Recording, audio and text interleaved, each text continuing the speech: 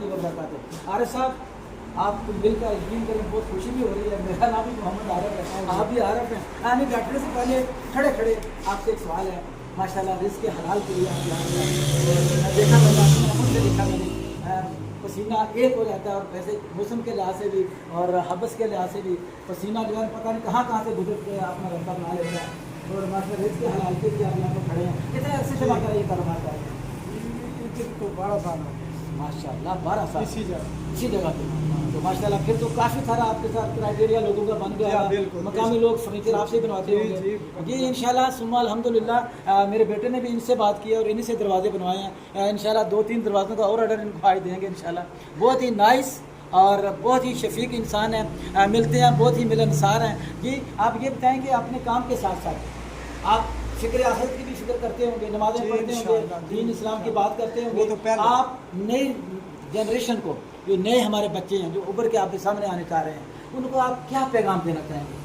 उनको पैगाम देना चाहेंगे कि वो तालीम हासिल करें, ज़बरदस्त, कामयाबी पाएँ। ज़बरदस्त।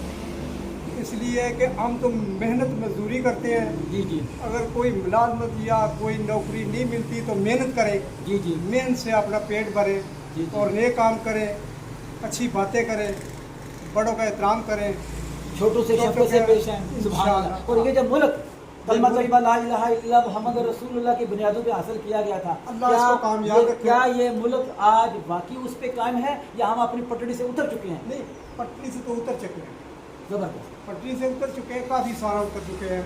जी जी इसलिए कि हमारे जो लीडरान भाई है उनका खाने की तरफ ध्यान है और नहीं, आपका कहने का आवाम मकसद का ये है- सोच नहीं रहे, आपका कहने का मकसद ये है कि जितने भी हुक्मरान आते हैं लूट घसूट के मुल्क को दिवालिया करके भाग जाते हैं। ले जाते हैं, भाग जाते हैं। वो समझते हैं हमारा तो मुल्क आप ये नहीं क्या है, हमारे पास समझते हैं? पैसा है, इधर से लूटेंगे, तो भाग आप क्या आराम समझते करेंगे। हैं कि इस मुल्क के अंदर नौजवान तबका वो इंशाल्लाह आला तालीम हासिल करके और बिल्कुल कामयाबी इंतहाई ईमानदारी के साथ अपने महकमे में आएँ और फिर इस मुल्क की बात को संभालें ताकि ये अल्लाह से डरें और अल्लाह के जो कवानीन है किसी इस्लामी मुल्क के वो नाफिज कर सकें ताकि इस मुल्क की आम आवाम तक इंसाफ पहुँच सके। और ये जो इस वक्त पूरे मुल्क का जो हाल है मजमूई तौर पर उससे कौम जारी छुटकारा हासिल कर सके। आप चाहेंगे हमारे बच्चे आगे आए इंशाल्लाह? जी इंशाल्लाह चाहेंगे कि हमारे बच्चे आगे आए और ये लटेरे यहाँ से भागे? आगे आए, लटेरे भागे।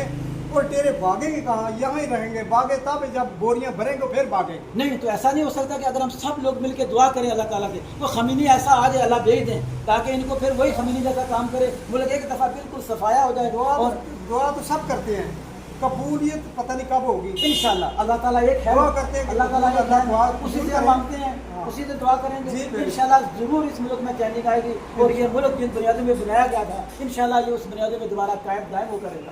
पाकिस्तान जिंदाबाद।